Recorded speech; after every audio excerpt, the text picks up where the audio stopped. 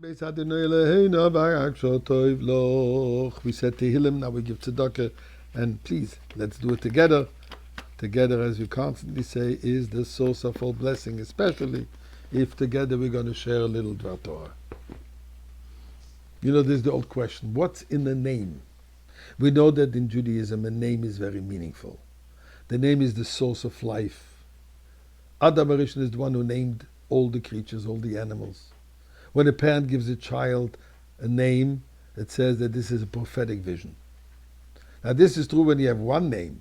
What about if you have 7 names? And I'm not talking because they made a bankruptcy and they changed names.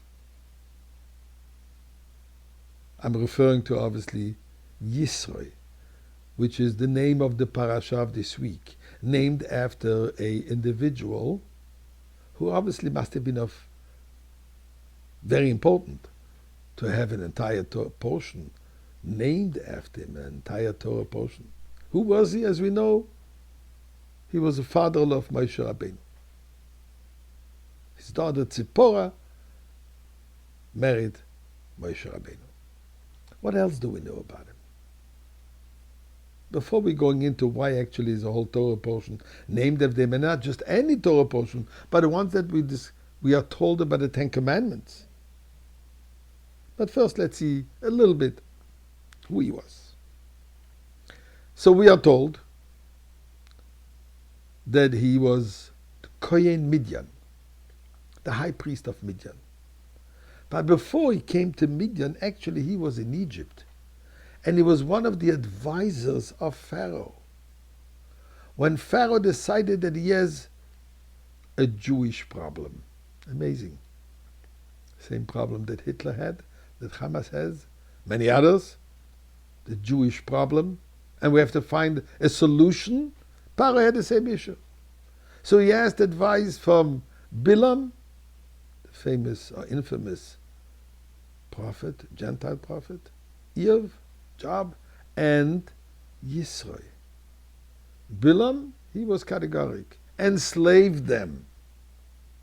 This way you'll get rid of them. Yisro disagreed. He said, you have no right to enslave people for no reason, simply because you are uncomfortable. And after that, he had to actually flee. He had to leave Egypt. He couldn't stay there anymore. He lost favor in the eyes of Pharaoh, obviously. And that's when he came to Midian. And there he became very respected as the spiritual leader, the Kohen Midian. But Yisro was a man who was seeking the truth. He was actually looking for God. And as such, it says that he tried all the idol worshipping, all the belief system that existed at that time, he tried them all. He wanted to see where is the truth. And eventually, he came to accept God, Torah mitzvahs. And he converted to Judaism. He came into the desert and accepted the Torah. But there we find out that he had 7 names. What's the purpose? Now, a name can just be like an address, but a name could also envelop and indicate as to the person, who that person is. When we say a person is a chacham, he's a wise man.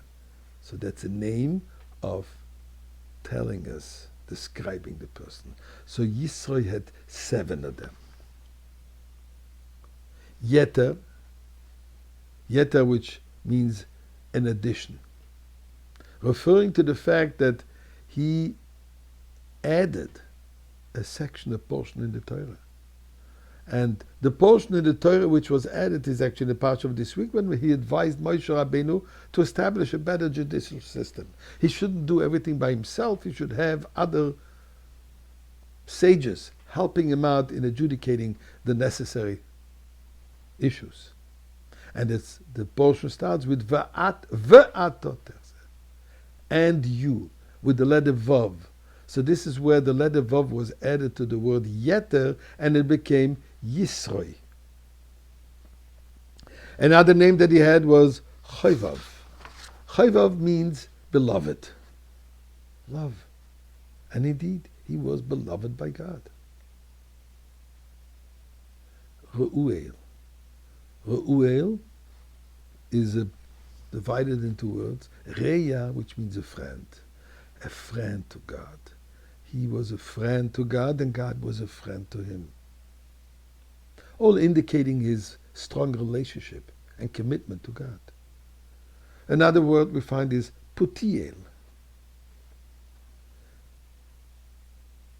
Puti, the source, the root could also mean redeemed, relieved, indicating puti kel.